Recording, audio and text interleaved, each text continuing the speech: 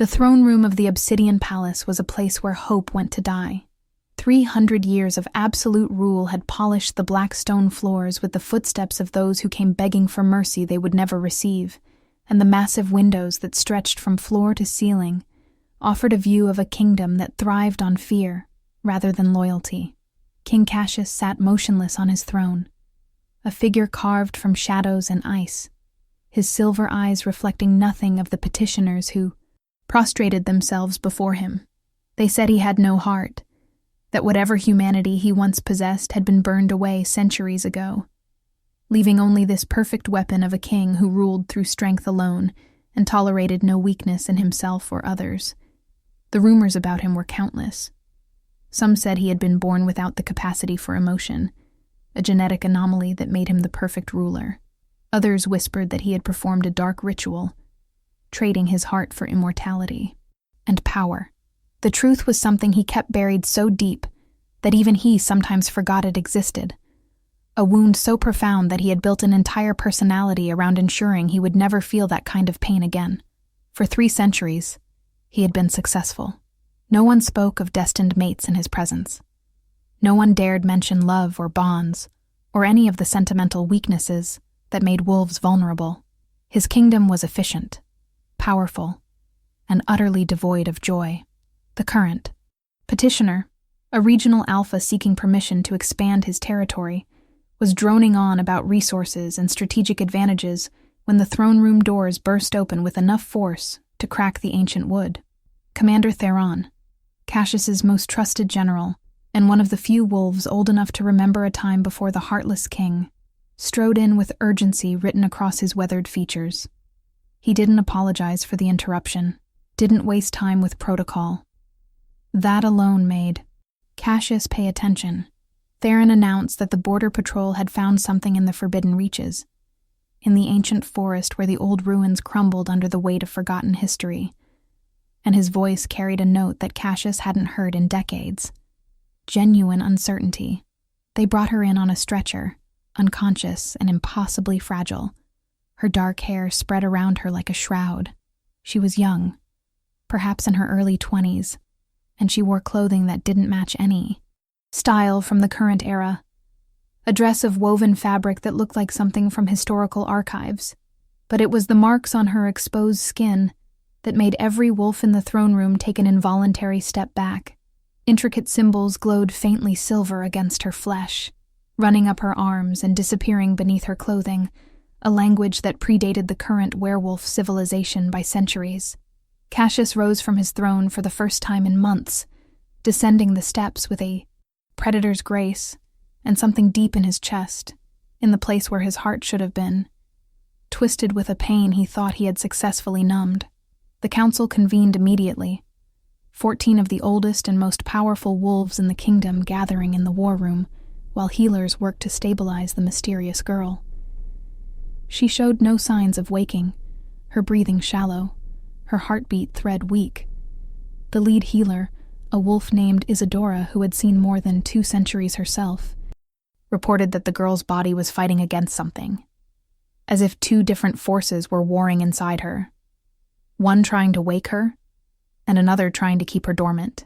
The marks on her skin pulsed in rhythm with her heartbeat, and when Isadora attempted to wash them away, thinking them painted on, she discovered they were part of the girl's very flesh, woven into her at a cellular level through means no modern wolf could replicate. The council was unanimous in their recommendation: execute the threat. She was an unknown, potentially a weapon sent by enemy kingdoms or rogue factions seeking to destabilize Cassius's rule. The marks suggested old magic, the kind that had been banned for good reason after the Cataclysm Wars that nearly destroyed their entire species 300 years ago. Keeping her alive was foolish sentiment, and sentiment was something King Cassius had never tolerated. Elder Morrigan, her white hair bound in severe braids, pointed out that the girl had been found in the Forbidden Reaches, an area Cassius himself had declared off-limits after taking the throne, an area where execution was the automatic punishment for trespassing. There could be no exceptions, not even for mysterious girls with ancient marks, or the rule of law would crumble. Cassius listened to their arguments with his customary stillness, his face revealing nothing But when they finished and waited for his agreement, for the casual wave of his hand that would condemn the girl to death, he found himself saying something that shocked everyone in the room, including himself.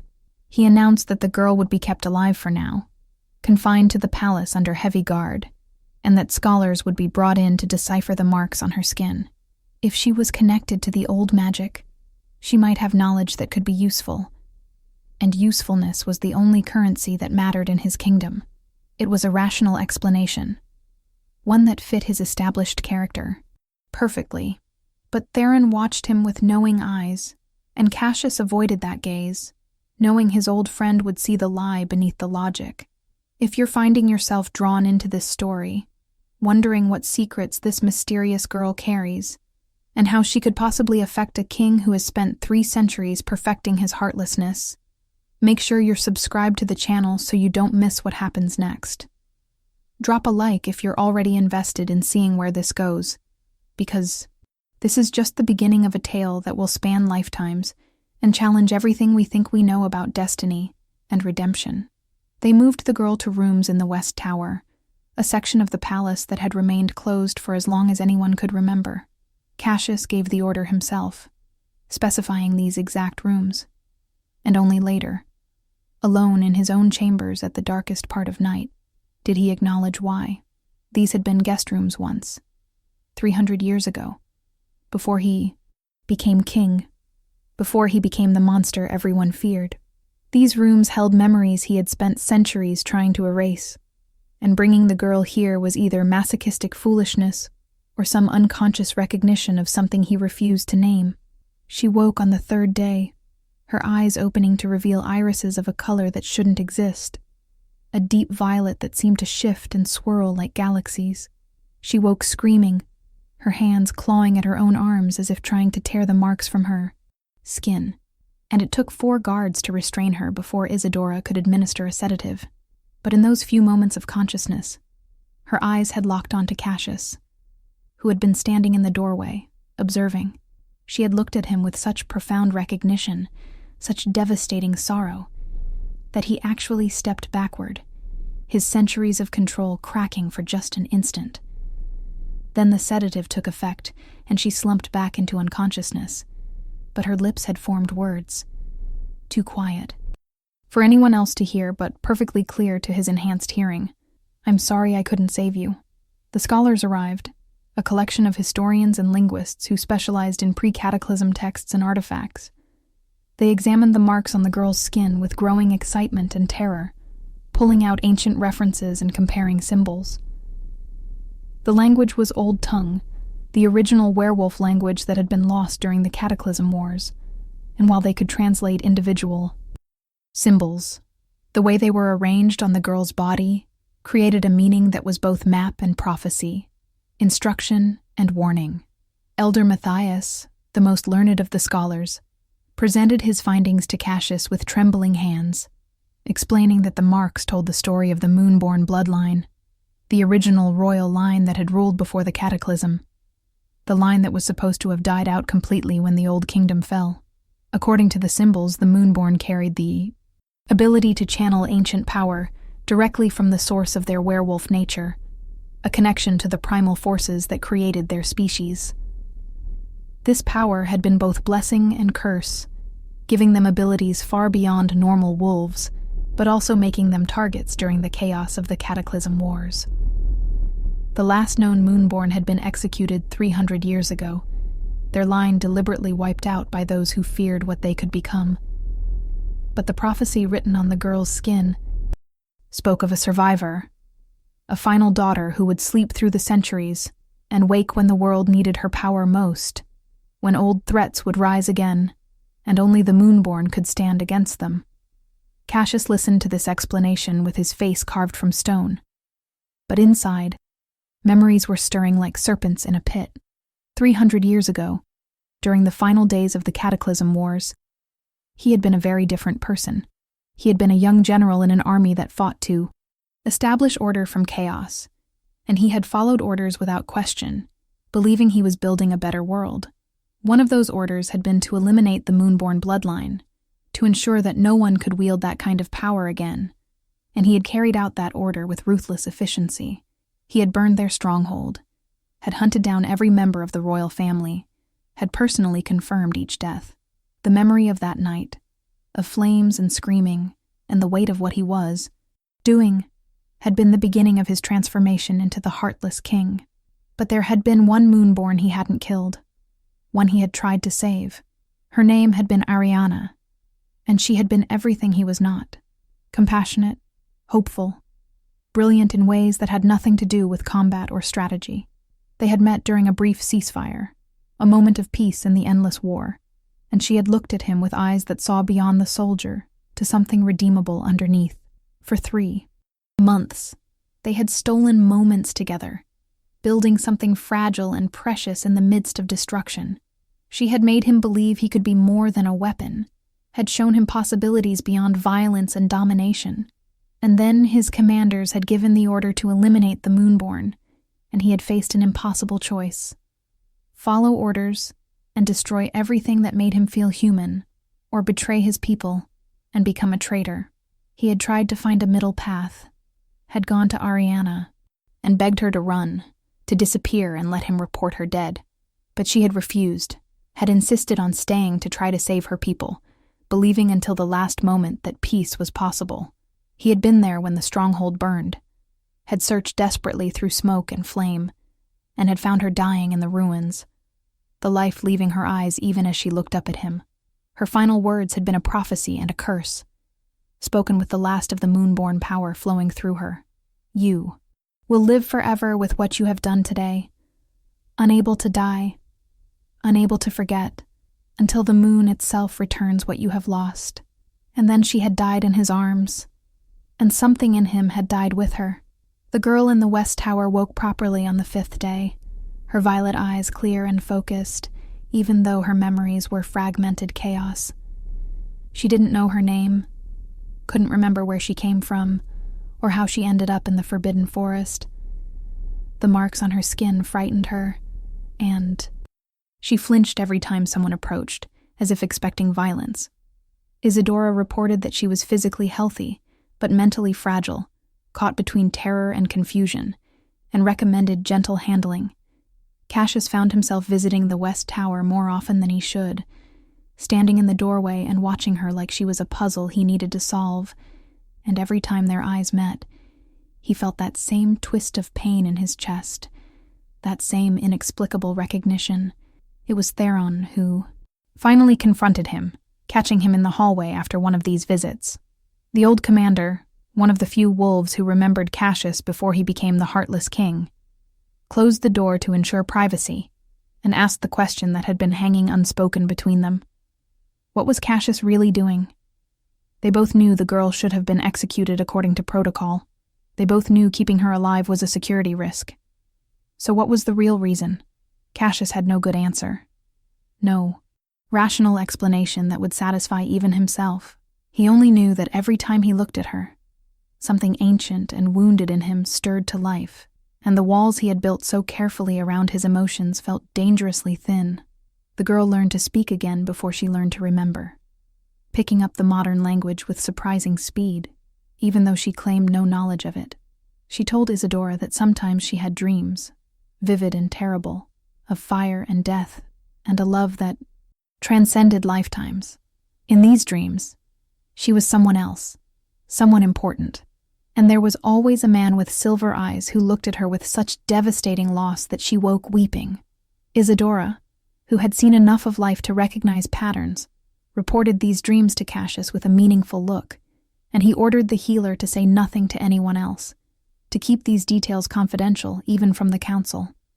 The breakthrough came during the full moon of the 2nd month. The girl, who had started calling herself Echo because she felt like an echo of someone else's life, was drawn to the windows of her tower room as the moon rose. The marks on her skin began to glow with intense silver light, so bright that guards came running, thinking she was under attack. But she wasn't in pain. She stood bathed in moonlight, her arms raised, and her lips moved in words from a language that no living wolf should know. The old tongue flowed from her like song, and as she spoke, her Fragmented memories began to crystallize into something coherent and devastating. She remembered her name, Ariana Moonborn, last daughter of the royal bloodline. She remembered the Cataclysm Wars, the desperate fight for survival, the orders that went out to eliminate her family. She remembered a young general with silver eyes who had shown her kindness in the midst of horror, who had made her believe in the possibility of peace. She remembered loving him with everything she had, remembered trying to save him from becoming the monster others wanted him to be. And she remembered dying in the ruins of her home, her blood soaking into ancient stones, but not before channeling the last of her moonborn power into a desperate spell, a working of magic so complex that it should have been impossible. She had bound her soul to the cycle of the moon itself, creating a loop that would preserve her essence through centuries, waiting for the right conjunction of celestial forces to bring her back. It wasn't reincarnation exactly, more like suspended animation on a spiritual level, her consciousness held in stasis while the world moved on without her. The spell had required her to tie herself to a location of power, to the ancient ruins and the forbidden reaches, where the original Moonborn had first discovered their abilities. And it had required an anchor, a reason compelling enough to pull her back through the centuries, a connection strong enough to survive 300 years of separation. That anchor was Cassius. The spell had bound her return to him, to the moment when he would finally be ready to face what he had become, to confront the choices that turned him into the heartless king. She had seen his future even as she died, had understood that he would blame himself and wall himself off from feeling, and she had gambled everything on the belief that somewhere deep inside, the man she loved still existed and could be saved. But now, standing in the tower room with her full memories restored, she wondered if she had made a terrible mistake. The Cassius she remembered, the young general who had held her and whispered promises of a better world, seemed to have been completely consumed by the monster he became. Cassius felt the moment her memories returned, felt it like a physical blow, even though he was in his own chambers on the opposite side of the palace. The mate bond, dormant and denied for 300 years, suddenly blazed to life between them with an intensity that drove him to his knees. All the walls he had built, all the careful emotional distance, crumbled under the weight of recognition. She was Ariana. Somehow, impossibly, she had found a way back, and that meant he had to face everything he had spent 3 centuries running from. Every moment of guilt and grief and self-loathing he had buried under layers of practiced cruelty. He went to her at dawn, dismissing the guards and entering her room alone. She stood by the window, still, wearing the simple dress the palace servants had provided, the marks on her arms glowing faintly in the early light. When she turned to face him, her eyes held all the weight of their shared history, all the love and loss and betrayal that lay between them. She spoke first, her voice steady, despite the tears on her cheeks, telling him that she remembered everything, remembered him as he had been, and saw him as he had become. She asked him the question that mattered most. Was there anything left of the man she had loved? Or had she condemned herself to wake in a world where that man no longer existed? Cassius stood before her, this girl who was and wasn't the woman he had loved, and for the first time in 300 years, he let his carefully maintained mask crack. He told her the truth, the whole terrible truth about what he had done and why. He had followed orders and eliminated her bloodline, had burned her home and killed her family. Believing he was preventing future chaos, he had tried to save her specifically, had begged her to run, but when she died anyway, something in him had broken so completely that he couldn't imagine recovering. So instead of facing his grief and guilt, he had rebuilt himself into something that couldn't feel, couldn't hurt. He had become the heartless king because it was easier than being the man who had failed the only person who ever made him want to be better. He told her about the curse she had placed on him with her dying breath, how he had indeed lived forever, unable to die no matter how many times he courted death in those early years, forced to watch centuries pass while he remained unchanged. He told her how he had declared the forbidden reaches off limits, not because of general danger, but because he couldn't bear to go near the place where she died. how he had closed off the West Tower, because these had been the rooms he had dreamed of sharing with her in some impossible future. He told her everything, holding nothing back. And when he finished, he waited for her judgment, for the condemnation he knew he deserved. But Ariana surprised him, as she always had. She crossed the distance between them and took his hands, her touch sending shocks through the mate bond that made them both gasp. She told him that she had known what he would become when she cast her spell, had seen the path his pain would take him down, and she had come back anyway, not to absolve him, not to pretend the last 300 years of cruelty hadn't happened, but to offer him a choice. He could continue being the heartless king, could send her away, or imprison her, or execute her as his counsel was certainly demanding, and live the rest of his immortal life exactly as he had been living it. Or he could choose differently, could choose to feel again even though it would hurt, could choose to face what he had done, and try to become someone worthy of the second chance she was offering. The decision should have been impossible. Everything Cassius had built over 3 centuries was predicated on not feeling, on maintaining iron control over himself and his kingdom. Allowing himself to love Ariana again would mean dismantling all of that, would mean feeling 300 years of suppressed grief and guilt crashing down on him at once. It would mean being vulnerable in ways that terrified him more than any physical threat. But looking into her eyes, feeling the mate bond singing between them like a living thing, he realized that the real impossibility was continuing as he had been, now that he knew she was real and alive and offering him hope. If you're as emotionally destroyed by this reunion as I am, hit that subscribe button because we're only halfway through this story, and things are about to get so much more complicated. Leave a comment telling me if you think Cassius deserves this second chance, or if 300 years of being a tyrant should disqualify him from redemption, because that's exactly the question everyone in the kingdom is about to be asking. The palace erupted in chaos when Cassius announced that not only would Ariana be freed from confinement, but that she was his destined mate and would be recognized as his queen. The council, who had never heard him acknowledge the concept of mates, let alone claim one for himself, reacted with predictable outrage. They pointed out that she was a security threat, that her bloodline had been eliminated for good reason, that accepting her would undermine 3 centuries of policy.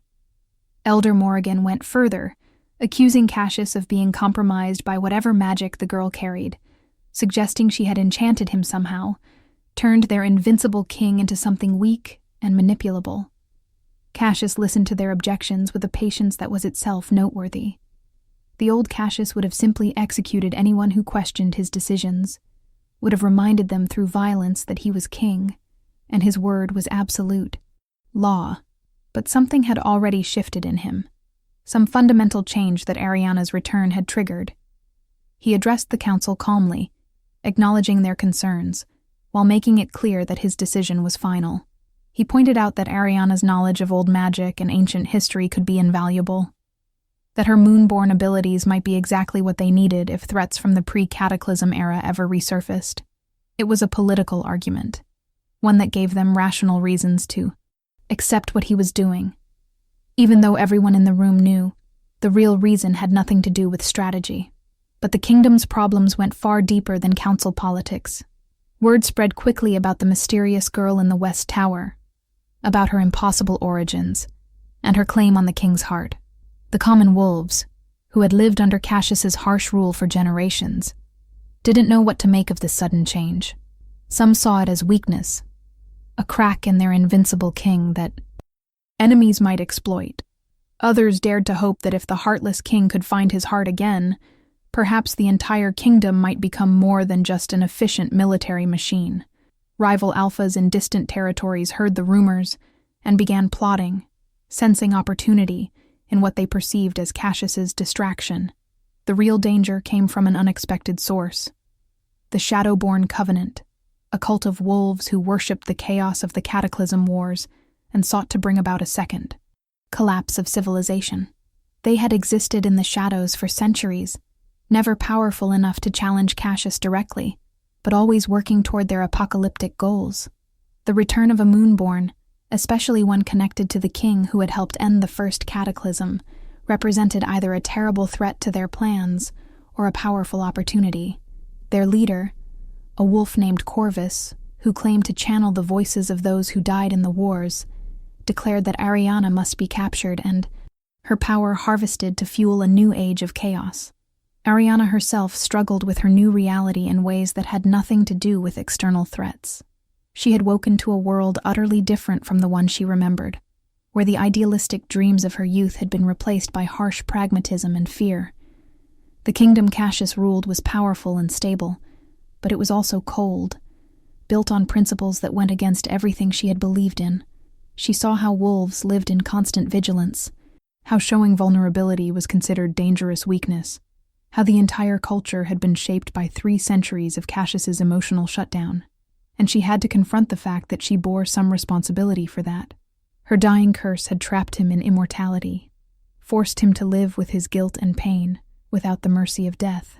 Had she created the monster she now hoped to redeem? Their relationship in those early months was complicated and painful, nothing like the easy romance of their youth. They were connected by the mate bond, by history and destiny, but they were also essentially strangers who had lived entirely different lives. Cassius had to learn how to feel again, and the process was agonizing. 300 years of suppressed emotion didn't return gradually. It came back in overwhelming waves that left him shaking and lost. Grief for Ariana's death hit him as fresh as the day it happened. Guilt for the countless cruelties he had committed as the heartless king crashed down with crushing weight. And beneath it all, love for the woman she had been, and fear of the woman she had become, because he didn't know if he deserved either version. Ariana had to learn to see him clearly, to hold both truths simultaneously, that he was the man she had loved, and also the monster who had shaped this harsh world. She accompanied him to council meetings and witnessed how he ruled, the casual cruelty in his decisions, the way he used fear as a tool of control. She saw how wolves flinched when he entered a room, how even his most loyal advisors approached him with caution, and she made a choice that would define everything that followed. She refused to be simply his mate, the softening influence who made him marginally less terrible. Instead, she challenged him at every turn, questioned every harsh decision, and forced him to justify the systems he had built. Their first major conflict came over a judgment he rendered for a young wolf who had been caught speaking about destined mates in public, violating one of Cassius's long-standing laws.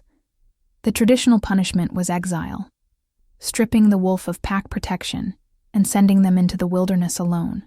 Ariana attended the judgment, and in front of the full court, argued against the sentence. She pointed out that the law itself was unjust, that punishing wolves for believing in something fundamental to their nature was cruel and counterproductive. She argued that a king who ruled through fear might maintain order, but he would never earn loyalty, and without loyalty, his kingdom was built on sand. Cassius could have shut her down, could have reminded everyone that his word was law, and her interference wouldn't be tolerated, but something stopped him. Some recognition that she was offering him a chance to be different, to make a different choice than he would have made alone. He commuted the sentence to community service. Still a punishment, but one that kept the young wolf within. Pack protection. It was a small thing, barely noticeable in the grand scheme of his rule, but everyone who witnessed it understood its significance. The heartless king had chosen mercy, and he had done it because someone he loved had asked him to. That pattern repeated over the following months, Ariana pushing and Cassius slowly bending, their relationship becoming a crucible for his transformation. She demanded he dismantle the worst of his laws, the ones that punished wolves for natural emotions and behaviors. She insisted he meet with common pack members, not just the elite alphas and council members, so he could understand how his policies affected everyday lives. She forced him to confront the legacy of fear and pain he had created, to see his kingdom not as an efficient machine, but as a collection of living beings who deserved more than mere survival. The changes came slowly, incremental shifts that individually seemed minor, but collectively represented a revolution in how the kingdom functioned. Cassius began holding open forums where wolves could voice grievances without fear of punishment. He reduced the mandatory military service that had kept families separated for years. He allocated resources to arts and education, things that had been considered wasteful frivolity under his previous rule. And with each change, he felt both lighter and heavier, unburdened by the walls he had built, but weighted by the realization of how much damage those walls had caused. But redemption was never simple, and the past refused to stay buried. A delegation arrived from the Eastern Territories, led by Alpha Thaddeus, whose father had been one of Cassius's victims in the early years of his rule. Thaddeus presented evidence of atrocities committed under Cassius's orders. Villages burned for showing insufficient loyalty, families torn apart for questioning his laws, wolves executed for crimes as minor as showing compassion to enemies. He demanded accountability. Wanted Cassius to publicly acknowledge what he had done and face judgment from those he had wronged.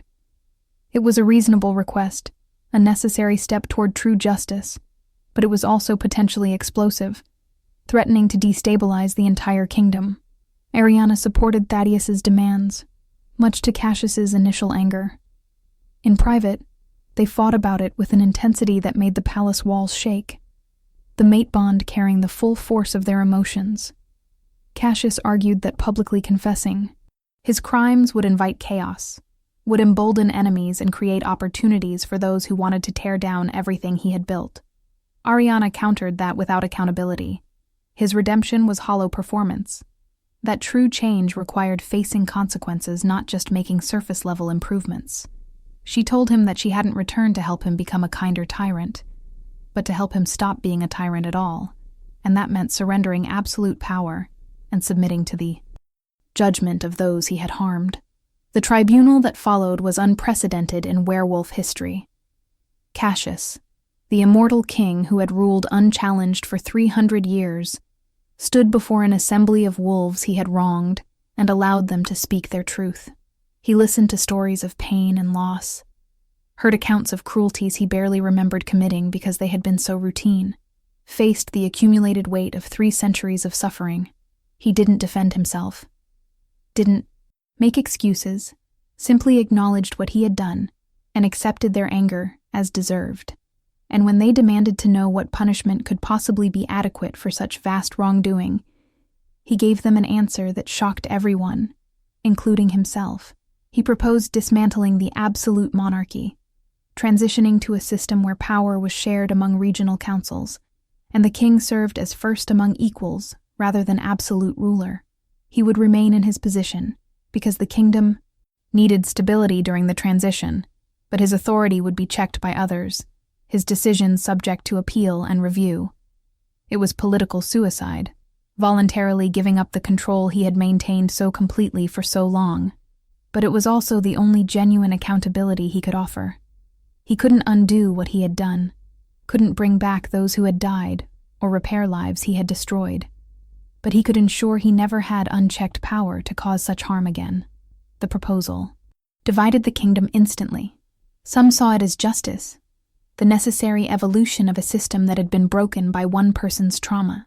Others saw it as dangerous weakness, worried that without a strong central authority, the kingdom would fracture into warring territories. The council was particularly opposed, recognizing that shared power would diminish their own influence as much as the king's. But Ariana stood beside Cassius as he made his case, her presence a reminder that this wasn't political maneuvering but genuine transformation, and slowly, support began to build for the radical change. The Shadowborn Covenant chose that moment of vulnerability to strike. They had been gathering forces in secret, bringing together rogue wolves and those displaced by Cassius's harsh rule, building an army united by their hatred of the current system. Their plan was elegant in its simplicity.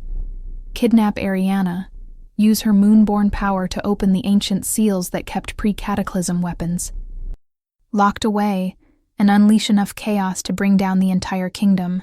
Corvus, their leader, believed that only through destruction could true transformation occur, that the system was too corrupt to reform and needed to be burned to the ground so something new could grow from the ashes.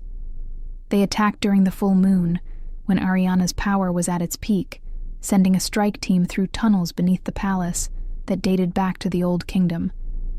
They were skilled and prepared, equipped, with weapons designed specifically to counter moonborn abilities, and they made it all the way to Ariana's chambers before alarms sounded. The fight that followed was brutal and desperate, guards dying to buy time while Theron organized a proper defense. But the Shadowborn had planned well, and they managed to capture Ariana, dragging her through the tunnels toward a prepared escape route. Cassius felt her terror through the mate bond, felt her being taken, and something primal and ancient in him roared to life.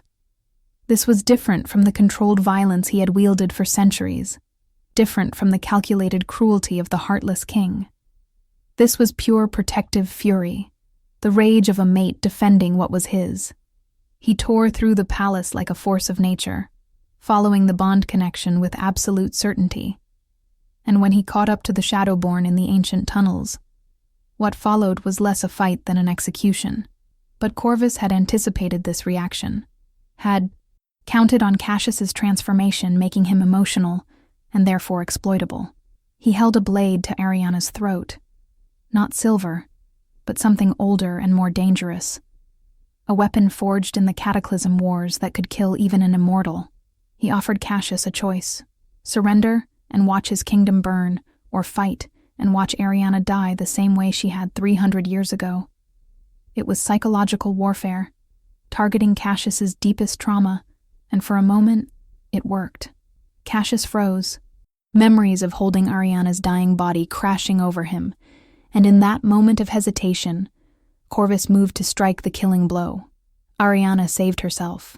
The moonborn power that had been dormant in her, contained and controlled, erupted in response to the threat, channeling lunar energy with an intensity that shocked everyone, including her. The ancient marks on her skin blazed bright enough to blind, and power radiated from her in waves that sent wolves flying. She broke Corvus's hold, turned the blade aside, and in a voice that echoed with centuries of authority, commanded him to stop. The old tongue flowed from her, words of binding and judgment, and Corvus found himself frozen in place, unable to move or speak, held by a power that predated the cataclysm itself. In the aftermath, as guards secured the surviving Shadowborn and healers tended to the wounded, Cassius held Ariana and felt the full weight of how close he had come to losing her again. But she wasn't the fragile Niu, victim he had tried to save 300 years ago. She had returned as something more, had carried the Moonborn legacy forward and made it her own. And she didn't need him to save her. What she needed was for him to stand beside her as an equal, to trust her strength rather than trying to protect her from everything. It was a lesson he was still learning, still struggling with, but one he was finally ready to embrace. The trial of Corvus and the Shadowborn became another opportunity for transformation. Under the old system, they would have been executed immediately as traitors and threats. But the new council system that was being implemented required a different approach, one that balanced justice with mercy, punishment with rehabilitation. Ariana argued that the Shadowborn, many of whom had been radicalized by genuine grievances against Cassius's old regime, deserved a chance to be heard and potentially reintegrated if they renounced violence. It was controversial, with many wolves arguing that attempted regicide couldn't be forgiven so easily, but it represented the kind of kingdom Ariana wanted to help build, one where even enemies could find redemption. The months that followed were a period of intense change and occasional chaos. The transition from absolute monarchy to shared governance was messy and complicated, with constant negotiations and compromises required. Cassius found himself learning to lead in entirely new ways, to persuade rather than command, to listen rather than decree. It was frustrating and humbling and occasionally infuriating, but it was also strangely freeing. The weight of absolute power had been crushing even when he pretended not to feel it, and sharing that weight allowed him to actually be present in his own life rather than constantly on guard. His relationship with Ariana deepened as well, moving beyond the intensity of their reunion to something more sustainable and real. They learned each other again, discovering how they had both changed, and finding ways to love not just who they had been, but who they were becoming. The mate bond that connected them was no longer just about destiny or fate, but about conscious choice, the daily decision to show up for each other even when it was difficult. They fought, they reconciled, They challenged each other to be better. And slowly, the romance that had been cut short 300 years ago found new life in this changed world. Make sure you're subscribed because we're heading into the final act of this story, and you're not going to want to miss how all these threads come together. Hit that like button if you're invested in seeing both Cassius and his kingdom transform, because that transformation is about to face its ultimate test. The real challenge to the new system came not from external enemies, but from within. A coalition of conservative alphas, led by Elder Morgan, began pushing back against the changes, arguing that the kingdom was losing its strength and becoming vulnerable to external threats. They pointed to increased border skirmishes from rival territories who sensed weakness in the transition. They highlighted the confusion and inefficiency of the new council system compared to the decisive authority of the old monarchy, and they began quietly gathering support for a return to the old ways, suggesting that Cassius's transformation was a mistake that needed to be corrected. The crisis came to a head during a major council session where the future of the kingdom would be decided. Morgan presented a formal petition, signed by dozens of powerful alphas, demanding that Cassius reclaim absolute authority and return to the strong, centralized rule that had kept the kingdom secure for 3 centuries. She argued that his recent changes, however well-intentioned, had made the kingdom vulnerable, and that his personal relationship with Ariana had compromised his judgment. She called for a vote of no confidence in the new system and a return to the old order. It was a moment that could have destroyed everything Cassius and Ariana had been building. The easy path, the path the old Cassius would have taken, was to simply reclaim his absolute power and crush the opposition. He had the strength to do it, the political capital, the sheer force of will. But Ariana, standing beside him in front of the full assembly, reminded him that this was exactly the test they needed to face. True democracy, true shared power, meant accepting that others would disagree, would challenge their vision, would sometimes make choices they thought were wrong. The question wasn't whether to silence opposition, but how to engage with it honestly. Cassius addressed the assembly with a vulnerability that would have been impossible for him months earlier. He acknowledged Morgan's concerns, admitted that the transition had been messy and sometimes chaotic, conceded that his judgment had been affected by personal factors. But then, he made his case for why continuing forward was still the right choice. He spoke about the cost of absolute power, not just to those ruled, but to the ruler himself. How 3 centuries of unchecked authority had turned him into someone he was ashamed to have been. He talked about the strength that came from diversity of thought, from having decisions challenged and improved through debate rather than simply imposed from above. And then he did something that shocked everyone. He offered to step down, not as a political maneuver or empty gesture, but as a genuine recognition that if the kingdom truly wanted to return to the old system, he would respect that choice, even though it would break his heart. He had spent 3 centuries forcing his will on others. He would not continue doing that even for goals he believed in. The kingdom needed to choose its own path forward, and he would honor that choice regardless of what it meant for him personally. The silence that followed was profound. Morgan, who had expected either capitulation or confrontation, found herself speechless. The assembled alphas and counselors looked at each other, at their king who was offering to give up everything. And something fundamental shifted in how they saw him. This wasn't the heartless tyrant they had feared for centuries. This was someone who had genuinely changed, who was willing to sacrifice his own power for principles he believed in. Theron, the old commander who had known Cassius longer than almost anyone, stood and spoke for the first time in the debate. He reminded everyone that strength came in many forms, that the ability to admit mistakes and change course required far more courage than stubbornly maintaining a position. He pointed out that the kingdom had prospered under Cassius's old rule, but had never thrived, that prosperity without joy was hollow achievement, and he called on everyone present to look at what they actually wanted for their children and grandchildren, not just what felt safe and familiar. The vote, when it came, was closer than Cassius had hoped, but still decisive. The new system would continue, with further modifications and improvements to address legitimate concerns. Cassius would remain as king, but with his power formally limited and checked by the council structure. It wasn't a complete victory for either side, but it was a genuine compromise, the kind that suggested the system might actually work if everyone committed to making it work. In Niue, the months that followed, the kingdom began to truly transform. With the political crisis resolved and the new system established, energy could be directed toward positive change rather than defensive maneuvering. Education programs were expanded, bringing knowledge and opportunity to common wolves who had been excluded from it under the old system. The arts flourished, with music and storytelling and crafts that had been suppressed as frivolous finding new support. Border skirmishes decreased, as neighboring territories realized that the kingdom's strength came from unity and loyalty rather than just military might. Ariana's role evolved beyond just being Cassius's mate.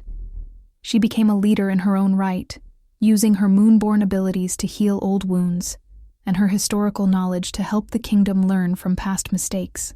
She established schools for young wolves with unusual abilities, creating safe spaces for those who didn't fit traditional pack structures. She worked with healers to integrate ancient techniques with modern medicine, and she became a symbol of possibility, living proof that transformation was real and lasting change achievable. For Cassius, the journey of redemption was ongoing and sometimes painful.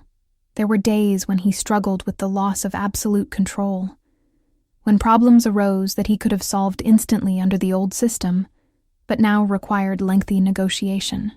There were nights when he woke from nightmares about the atrocities he had committed when the weight of 300 years of cruelty threatened to crush him. But Ariana was always there, not to absolve him, but to remind him that guilt served no one unless it drove positive action, that the best amends he could make was to continue building something better. Their bond strengthened through these challenges, moving beyond the passionate romance of their youth to something deeper and more resilient. They became true partners, balancing each other's weaknesses and amplifying each other's strengths. When Cassius struggled with patience, Ariana provided it. When Ariana doubted whether change was happening fast enough, Cassius reminded her to appreciate the progress they had made.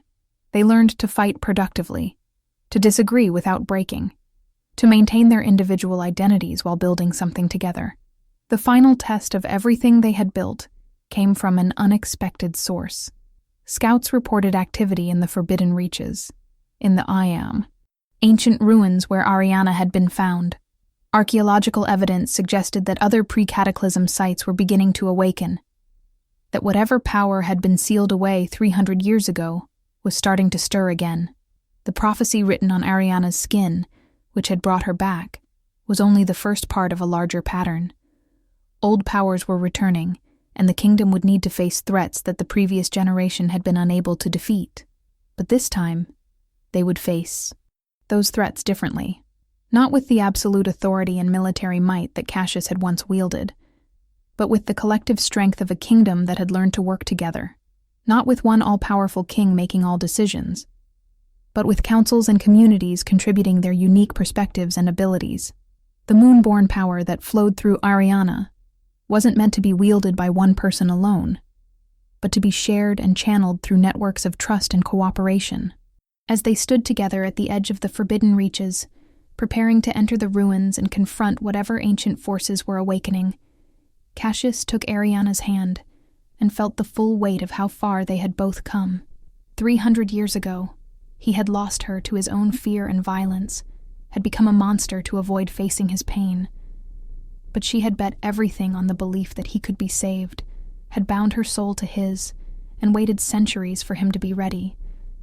And now, facing unknown dangers together, he realized that her bet had paid off, not because he had become perfect, but because he had become real, had reclaimed his capacity to feel and fear and love and hope. The epilogue of their story would be written in the years to come, in the ongoing work of transformation and the constant vigilance required to maintain positive change. But as they stepped together into the ancient ruins, their marks glowing in synchronization, silver light illuminating darkness that had remained hidden for 300 years, they both knew that whatever came next, they would face it together. The heartless king had found his heart again, and in doing so, had helped an entire kingdom discover its soul. If you made it to the end of this journey, thank you for being part of it. Make sure you're subscribed for more stories about redemption, transformation, and the kind of love that transcends lifetimes. Leave a comment telling me what you thought of Cassius's journey from heartless tyrant to true partner, because your engagement helps me create more content like this. And remember, the best stories aren't about perfect people, but about flawed people who choose to become better, one difficult decision at a time. Until next time, may you find your own path to transformation, whatever form that takes.